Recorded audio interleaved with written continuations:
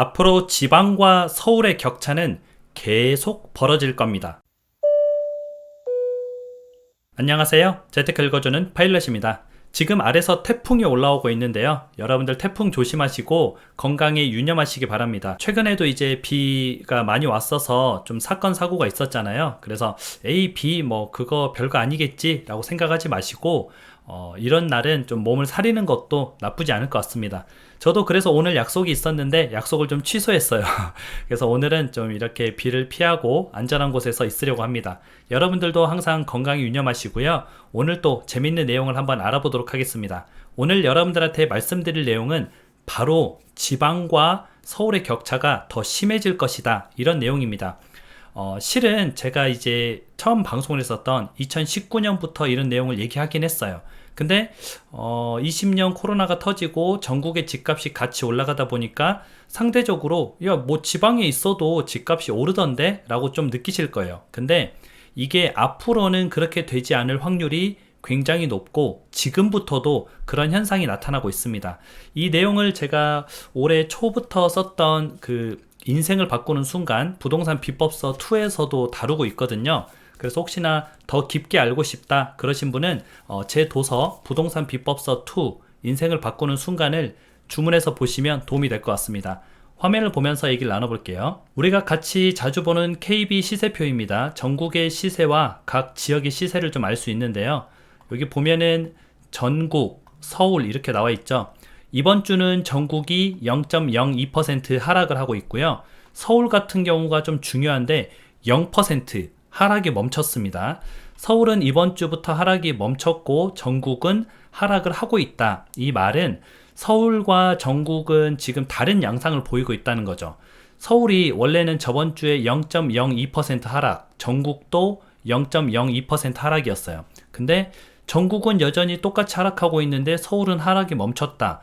그러면 전국적인 평균은 어디서 더 하락을 했을까요? 당연히 지방에서 더 하락을 한 겁니다. 한번 자세하게 보면요. 부산 같은 경우만 하락폭이 조금 줄었어요. 0.06%에서 0.03%로 하락폭이 좀 줄었지만 부산도 하락을 하고 있고요. 부산을 제외한 나머지 지역들은 하락률이 더 늘었습니다. 대구는 0.08%에서 0.09%로 하락률이 증가가 됐고요. 인천 같은 경우는 0.04%에서 0.05%로 하락률이 증가가 됐죠. 광주 같은 경우도 0.02% 하락이었는데 0.04%로 하락률이 늘었습니다. 대전은 그동안은 이제 플러스였어요. 상승을 하고 있었는데 이번 주에는 0.03% 하락을 하고 있죠. 지금 뭐 보게 되면 울산도 그렇고요. 뭐 5개 광역시도 그렇고 전부 다 지금 하락을 하고 있습니다.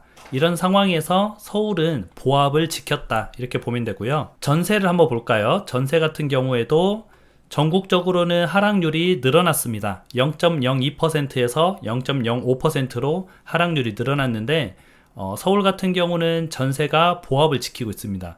그래서 서울은 전세와 매매가 보합을 지키고 있고 전국적으로는 하락률이 더 커지고 있다, 이렇게 보면 되겠죠. 그리고 제가 항상 체크해야 된다고 말하는 게 있죠. 매수자 매도자 동향인데요. 전국적으로는 지금 매수자 매도자 동향이 저번 주에 30을 돌파했다가 이번 주에 다시 29로 떨어졌습니다. 그런데 서울 같은 경우에는 39까지 올라갔었는데 이번 주에는 41까지 더 올라갔죠. 그래서 서울은 매수하고자 하는 수요가 계속 조금씩 늘어나고 있다, 이렇게 보면 될 것 같고요. 지금 지방은 반대로 분위기가 조금 많이 식었다. 매매 거래 지수를 한번 볼까요? 거래가 얼마나 일어나고 있는가 보게 되면은 이게 또 우리가 중요한 게 뭐냐면 전국적으로 보게 되면은 12에서 11로 떨어졌죠. 매매 거래가 떨어졌습니다. 서울도 보게 되면은 14에서 13으로 떨어졌습니다. 거래 자체는 계속 줄어들고 있어요. 왜 줄어드냐면 하락이 계속 되다가 뭔가 반등하는 기미가 나오니까 사람들이 계속 따라서 사는 게 아니라 안 사버리는 거죠. 그래서 우리가 여기서 알 수 있는 게 집값이 계속 이렇게 반등하면서 올라가진 않을 것 같구나 라는 건 알 수 있죠. 근데 사람들이 생각하는 바닥이 이쯤일까라는 그런 거는 좀 직감적으로 아실 수도 있습니다. 어디에서? 서울에서. 전국적으로는 지금 아직 바닥이라고 생각을 안 하는데 서울에서는 그래도 매수자가 조금씩 늘어나고 있다. 근데 이 매수자가 늘어난다는 말이 서울 집값이 쭉쭉 간다 이런 개념이 아니라 반등을 또 해버리니까 사람들이 안 사고 있다. 사는 게 좀 줄어들고 있죠. 그래서 사람들이 생각하는 적정 가격이 지금 올해 초 가격 그 정도 되고 있구나, 서울에서는. 근데 이건 이제 경기가 어떻게 바뀌냐에 따라서 완전히 달라질 수가 있는 거예요. 예를 들어서 경기가 좋아지면은 저기서 조금씩 이제 반등이 나올 수 있는 거고요. 경기가 좋지 않다면은 다시 또 상황이 바뀌는 거죠.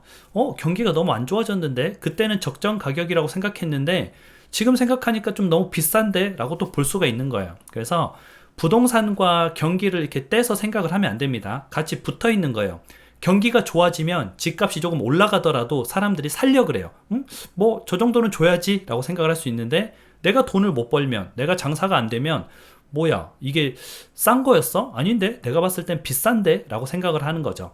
그래서 하반기에 경기가 어떻게 될지 지켜보는 게 좀 중요하고요. 하반기에 뭐 미국이 경기 침체가 온다 안 온다 이런 말들이 많잖아요. 혹시나 경기 침체가 오게 된다면 지금 거래되고 있는 서울의 저 가격도 높다고 볼 수 있습니다. 그래서 우리가 경기가 어떻게 돼가는지 계속 주시하는 게 좀 좋을 것 같고요. 혹시나 여러분들이 1주택자다 그러면은 어차피 1주택은 가지고 있는 상태잖아요. 이런 경우에는 웬만하면 서울로 갈아타는 게 조금 좋지 않을까, 개인적으로 그렇게 생각을 해봅니다. 저도 나름대로 뭐 그렇게 생각을 하고 있고, 그래서 제 동생 집도 저는 뭐 갈아타게 해주려고 지금 하고 있기는 한데 뭐 모르겠어요. 집이 팔려야 또 갈아타게 해주는 거니까.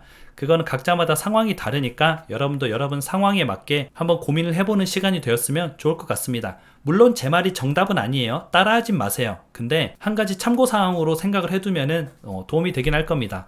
여러분들 행복한 하루 보내시고요. 다음에 다시 만나요.